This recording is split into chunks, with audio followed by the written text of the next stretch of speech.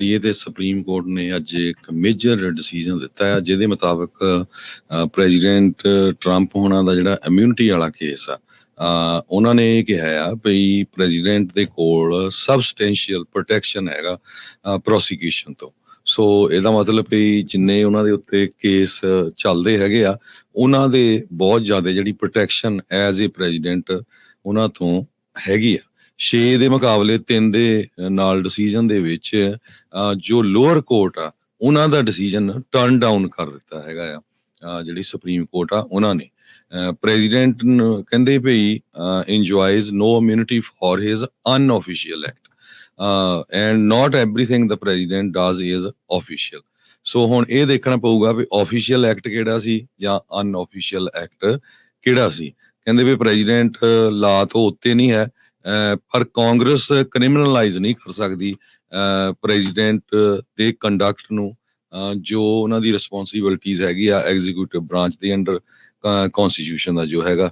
ਸੋ ਕਹਿੰਦੇ ਵੀ system of separate powers designed ਕੀਤੀਆਂ ਗਈਆਂ ਹੈਗੀਆਂ ਆ। ਸੋ ਇਹਦੇ ਨਾਲ ਹੁਣ ਪ੍ਰੈਜ਼ੀਡੈਂਟ ਜਿਹੜੇ ਡੋਨਲਡ ਟਰੰਪ ਆ, ਉਹ ਕਹਿੰਦੇ ਆ ਵੀ ਮੇਰੇ ਉੱਤੇ ਜਿਹੜੇ ਪਿਛਲੇ ਕਈ ਸਾਲਾਂ ਤੋਂ ਪ੍ਰੈਜ਼ੀਡੈਂਟ ਓਬਾਮਾ ਉਹਨੀ ਨੇਮ ਲੈ ਕੇ ਕਿਹਾ, ਤੇ ਹੋਰ ਬਹੁਤ ਸਾਰੇ ਜਿਹੜੇ ਕਮਿਊਨਿਸਟ ਵਿਚਾਰਧਾਰਾ ਦੇ ਲੋਕ ਆ, ਉਹਨਾਂ ਨੇ ਕਿਹਾ ਵੀ ਮੈਨੂੰ ਡੈਮੋਕ੍ਰੈਟਿਕ ਪਾਰਟੀ ਨੇ, ਜੋ ਬਾਈਡਨ ਨੇ, ਪ੍ਰੈਜ਼ੀਡੈਂਟ ਓਬਾਮਾ ਨੇ, ਤੇ ਉਹਨਾਂ ਦੇ ਜਿਹੜੇ ਠੱਗਸ ਆ, ਇਹ ਉਹਨਾਂ ਨੇ ਕਿਹਾ ਤੇ ਫਾਸਿਸਟ ਤੇ ਕਮਿਊਨਿਸਟ ਹੈਗੇ ਆ ਜਿਹੜੇ, ਉਹਨਾਂ ਨੇ ਜਿਹੜਾ ਬਹੁਤ ਤੰਗ ਕੀਤਾ ਆ। ਤੇ ਇਹ ਹੁਣ ਫਾਈਨਲੀ ਕੋਰਟ ਜਿਹੜੀ ਆ ਉਹਨਾਂ ਦੇ ਹੱਕ ਦੇ ਵਿੱਚ ਬੋਲੀ ਹੈਗੀ ਆ। ਕਹਿੰਦੇ ਵੀ ਇਹ ਕੌਨਸਟੀਟਿਊਸ਼ਨ ਦੇ ਲਈ ਬਹੁਤ ਵੱਡੀ ਜਿੱਤ ਹੈਗੀ ਆ, ਡੈਮੋਕ੍ਰੇਸੀ ਦੇ ਲਈ। ਪਰ ਜਿਹੜੇ ਜਸਟਿਸਿਸ ਡਿਸੈਂਟ ਕਰਦੇ ਆ, ਉਹ ਕਹਿੰਦੇ ਵੀ ਨਹੀਂ, ਇਹ ਸਹੀ ਨਹੀਂ ਹੈ।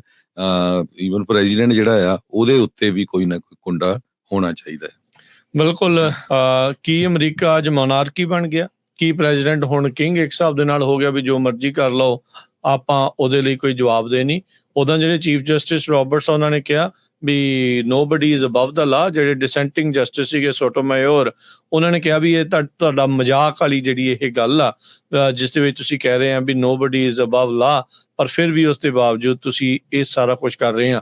ਕਹਿੰਦੇ ਡਿਸੈਂਟ ਦੇ ਵਿੱਚ 15 ਤੋਂ 20 ਮਿੰਟ ਲਗਾਤਾਰ ਉਹਨਾਂ ਨੇ ਉੱਥੇ ਸੁਪਰੀਮ ਕੋਰਟ ਦੇ ਵਿੱਚ ਭਾਸ਼ਣ ਦਿੱਤਾ, ਜਸਟਿਸ ਸੋਟੋਮਾਯੋਰ ਨੇ। ਹੁਣ ਇਹ ਡਿਸਟ੍ਰਿਕਟ ਕੋਰਟ ਦੇ ਕੋਲ ਵਾਪਸ ਜਿਹੜਾ ਆ ਉਹ ਜਾਊਗਾ। ਇਹ ਜਿਹੜੇ ਚਾਰਜਿਸ ਆ ਇਹਨਾਂ ਦੇ ਉੱਤੇ, ਐਬਸੋਲਿਊਟ ਇਮਿਊਨਿਟੀ ਕਿਹੜਾ ਅਫੀਸ਼ੀਅਲ ਟਾਸਕ ਆ, ਕਿਹੜਾ ਅਨਅਫੀਸ਼ੀਅਲ ਟਾਸਕ ਆ, ਕੌਨਸਟੀਟਿਊਸ਼ਨਲਿਸਟ ਦੇ ਲਈ, ਉਹਨਾਂ ਸਾਰਿਆਂ ਦੇ ਲਈ ਇਹ ਹੁਣ ਨਵੀਂ ਜਿਹੜੀ ਦੁਬਿਧਾ ਆ ਇਸ ਟਾਈਮ ਬਿਲਕੁਲ ਸਾਹਮਣੇ ਜਿਹੜੀ ਉਹ ਪਹੁੰਚ ਚੁੱਕੀ ਆ। ਸੋ ਇਹਦੇ ਬਾਰੇ ਹੁਣ ਅੱਗੇ ਕੀ ਬਣੂਗਾ, ਇਹ ਬੜੀ ਵੱਡੀ ਜਿਹੜੀ ਇਸ ਟਾਈਮ ਚਰਚਾ ਜਿਹੜੀ ਆ ਉਹ ਚੱਲ ਪਈ ਆ। ਇਹਦੇ ਨਾਲ ਨਵੇਂ ਤੋਂ ਨਵੀਆਂ ਜਿਹੜੀਆਂ ਚੀਜ਼ਾਂ ਆ ਹੁਣ ਸਾਹਮਣੇ ਹੋਣਗੀਆਂ।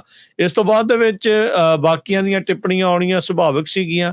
ਕੀ ਕੁਛ ਜਿਹੜਾ ਉਹ ਹੋਣ ਜਾ ਰਿਹਾ ਹੈਗਾ ਆ। ਜਿਹੜੇ ਇਸ ਟਾਈਮ ਸੈਨੇਟ ਦੇ ਮੈਜੋਰਟੀ ਲੀਡਰ ਨੇ ਚੱਕ ਸ਼ੂਮਰ, ਉਹਨਾਂ ਨੇ ਕਿਹਾ ਵੀ ਜਿਹੜੀ ਇਮਿਊਨਿਟੀ ਦੀ ਰੂਲਿੰਗ ਆ ਇਹ ਟੋਟਲੀ ਗਲਤ ਹੈਗੀ ਆ। ਕਹਿੰਦੇ ਵੀ ਅੱਜ ਡੈਮੋਕ੍ਰੇਸੀ ਦੇ ਲਈ ਇੱਕ ਮਾੜਾ ਦੇਣਾ। ਨਿਊਯਾਰਕ ਦੇ ਜਿਹੜੇ ਡੈਮੋਕ੍ਰੇਟ ਆ ਉਹਨਾਂ ਨੇ ਕਿਹਾ ਵੀ ਜੁਡੀਸ਼ੀਅਲ ਸਿਸਟਮ ਇਸ ਬੇਸਿਸ ਦੇ ਉੱਤੇ ਬਣਿਆ ਸੀਗਾ ਵੀ ਨੋ ਵਨ ਇਜ਼ ਅਬਵ ਦਾ ਲਾ, ਟ੍ਰੀਜਨ, ਇਨਸਾਈਟਮੈਂਟ ਆਫ ਇਨਸਰਕਸ਼ਨ। ਕਹਿੰਦੇ ਵੀ ਇਸ ਚੀਜ਼ ਨੂੰ ਮੰਨਿਆ ਜਾਣਾ ਚਾਹੀਦਾ ਆ ਵੀ ਪ੍ਰੈਜ਼ੀਡੈਂਟ ਇਹ ਚੀਜ਼ ਨਾ ਕਰੇ। ਕੀ ਹੁਣ ਇਸ ਤੋਂ ਬਾਅਦ ਦੇ ਵਿੱਚ ਜੇ ਮੰਨ ਲਓ ਵੀ ਹੁਣ ਬਾਅਦ ਦੇ ਵਿੱਚ ਬਾਈਡਨ ਹੁਣੀ ਏਦਾਂ ਕਰਦੇ ਆ, ਫਿਰ ਕੀ ਹੋਊਗਾ? ਕੀ ਉਹ ਉਸ ਨੂੰ ਨਹੀਂ ਮੰਨਦੇ ਵੀ ਨਹੀਂ ਜੀ, ਮੈਂ ਨਹੀਂ ਆਪਣੀ ਪਾਵਰ ਜਿਹੜੀ ਅਗਲੇ ਪਾਸੇ ਦੇਣੀ ਇਹ ਵਾਲੀਆਂ ਇਲੈਕਸ਼ਨਾਂ ਤੋਂ ਬਾਅਦ 'ਚ? ਫਿਰ ਕੀ ਹੋਊਗਾ? ਸੋ ਇਹ ਬਹੁਤ ਵੱਡੀ ਨਵੀਂ ਜਿਹੜੀ ਇੱਕ ਸਮੱਸਿਆ ਜਿਹੜੀ ਅਮਰੀਕਾ ਦੇ ਸਾਹਮਣੇ ਆਉਣ ਜਾ ਰਹੀ ਆ। ਨਵੀਂ ਦਰਪੇਸ਼ ਸਮੱਸਿਆ ਜਿਹੜੀ ਉਹ ਪੈ ਗਈ ਆ ਵੀ ਇਸ ਦੇ ਫੈਸਲੇ ਜਿਹੜੇ ਉਹ ਕੀ ਹੋਣਗੇ। ਪੋਲੀਟੀਕਲ ਵੈਂਡੇਟਾ ਇੱਕ ਪਾਸੇ ਵੀ ਹਾਂ ਵੀ ਪੋਲੀਟੀਕਲੀ ਤੁਸੀਂ ਉਹਨਾਂ ਦੇ ਉੱਤੇ ਹਿੱਟ ਜੌਬ ਕਰਾਉਣ ਦੀ ਗੱਲ ਕਰ ਰਹੇ ਆ, ਪਰ ਉਸ ਦੇ ਨਾਲ ਨਾਲ ਕੀ ਪ੍ਰੈਜ਼ੀਡੈਂਟ ਨੂੰ ਐਬਸੋਲਿਊਟ ਇਮਿਊਨਿਟੀ ਹੋਣੀ ਚਾਹੀਦੀ ਆ ਕਿਸੇ ਵੀ ਟਾਸਕ ਨੂੰ ਜਿਹੜਾ ਉਹ ਲੈ ਕੇ ਆਲ ਦੋ? ਆਪਾਂ ਫਿਰ ਬਾਰ-ਬਾਰ ਕਹਿ ਰਹੇ ਹਾਂ ਵੀ ਸੁਪਰੀਮ ਕੋਰਟ ਨੇ ਆਪਣੇ ਫੈਸਲੇ ਦੇ ਵਿੱਚ ਇਹ ਜ਼ਰੂਰ ਕਿਹਾ ਆ ਅਨਅਫੀਸ਼ੀਅਲ ਟਾਸਕ ਦੇ ਲਈ ਨਹੀਂ, ਅਫੀਸ਼ੀਅਲ ਟਾਸਕ ਦੇ ਲਈ ਹੈਗੀ ਆ।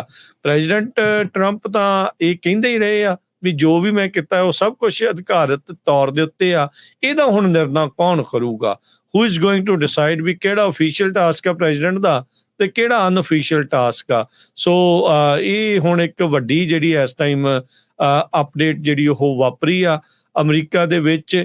ਇਸ ਦੇ ਨਾਲ ਟਰੰਪ ਹੋਣਾ ਨੂੰ ਜ਼ਰੂਰ ਨਵਾਂ ਬਲ ਜਿਹੜਾ ਆ ਉਹ ਜ਼ਰੂਰ ਮਿਲਣ ਜਾ ਰਿਹਾ ਆ। ਜਦ ਜਿੱਦਾਂ ਤੁਸੀਂ ਦੱਸਿਆ ਵੀ ਉਹਨਾਂ ਨੇ ਇਸ ਦੇ ਉੱਤੇ ਕੀ ਜਿਹੜੀਆਂ ਹੋਰ ਟਿੱਪਣੀਆਂ ਕੀਤੀਆਂ ਹੈਗੀਆਂ ਆ। ਸੋ ਇਹ ਜਿਹੜੀ ਡਿਸੀਜਨ ਦੇ ਵਿੱਚ ਆਪਾਂ ਜਿਹੜਾ ਹੁਣ ਦੇਖਦੇ ਹਾਂ ਵੀ ਕੀ ਹੁੰਦਾ ਆ। ਉਧਰ ਜੈਕ ਸਮਿਥ ਦੀ ਅਪਾਇੰਟਮੈਂਟ ਜਿਹੜੇ ਸਪੈਸ਼ਲ ਕਾਉਂਸਲ ਆ ਉਸ ਦੀ ਸੰਵਿਧਾਨਿਕ ਤੌਰ ਦੇ ਉੱਤੇ ਵੀ ਜਿਹੜੇ ਸਵਾਲ ਆ ਜਸਟਿਸ ਥਾਮਸ ਆ, ਕਲੈਰੈਂਸ ਥਾਮਸ, ਉਹਨਾਂ ਨੇ ਜਿਹੜੇ ਚੱਕੇ ਆ। ਕਲੈਰੈਂਸ ਥਾਮਸ ਹੋਣਾ ਦੇ ਰੀਸੈਂਟਲੀ ਆਪ ਵੀ ਵਿਵਾਦਾਂ ਦੇ ਵਿੱਚ ਰਹੇ ਜਦ ਉਹਨਾਂ ਦਾ ਇਹ ਪਤਾ ਲੱਗ ਰਿਹਾ ਸੀਗਾ ਵੀ ਬਹੁਤ ਸਾਰੇ ਜਿਹੜੇ ਰਿਪਬਲਿਕਨ ਬਿਗ ਡੋਨਰਸ ਆ ਉਹਨਾਂ ਦੇ ਕੋਲੋਂ ਉਹ ਗਿਫਟ ਲੈਂਦੇ ਰਹੇ ਆ ਤੇ ਉਹਨਾਂ ਦੇ ਨਾਲ ਵਕੇਸ਼ਨਸ ਵੱਲ ਨੂੰ ਉਹਨਾਂ ਦੇ ਦੁਆਰਾ ਪੇ ਕੀਤੀਆਂ ਗਈਆਂ ਵਕੇਸ਼ਨ ਦੇ ਉੱਤੇ ਉਹ ਜਾਂਦੇ ਜਿਹੜੇ ਹੋ ਰਹੇ ਆ। ਸੋ ਹੁਣ ਸੁਪਰੀਮ ਕੋਰਟ ਨੇ ਇਹ ਜਿਹੜੀ ਇੱਕ ਨਵਾਂ ਜਿਹੜਾ ਫੈਸਲਾ ਸੁਣਾ ਕੇ ਇਹ ਇੱਕ ਵੱਡੀ ਜਿਹੜੇ ਚਰਚਾ ਨੂੰ ਨਵੀਂ ਨੂੰ ਜਿਹੜਾ ਇੱਥੇ ਛੇੜ ਦਿੱਤਾ ਆ। ਉਹਨਾਂ ਨੇ ਇਹ ਜਿਹੜਾ ਜ਼ਰੂਰ ਕਿਹਾ ਆ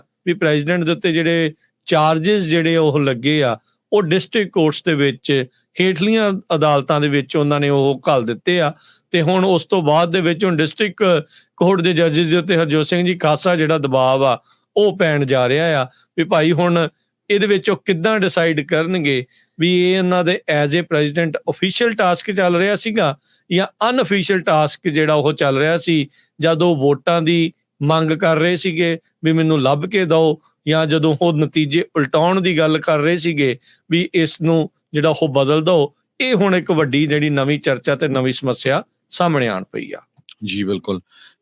ਸੋ ਇਹ ਸਾਰੇ ਖਾਸੇ ਦੇ ਵਿੱਚ ਬੈਂਸ ਇੱਕ GOP ਸੈਨੇਟਰ JD ਬੈਂਸ ਹੈਗੇ ਆ, ਉਹ ਪ੍ਰੈਜ਼ੀਡੈਂਟ ਡੋਨਲਡ ਟਰੰਪ ਉਹਨਾਂ ਦੇ ਵਾਈਸ ਪ੍ਰੈਜ਼ੀਡੈਂਸ਼ੀਅਲ ਕੰਟੈਂਡਰ ਵੀ ਹੈਗੇ, ਵਨ ਆਫ ਦੈਮ।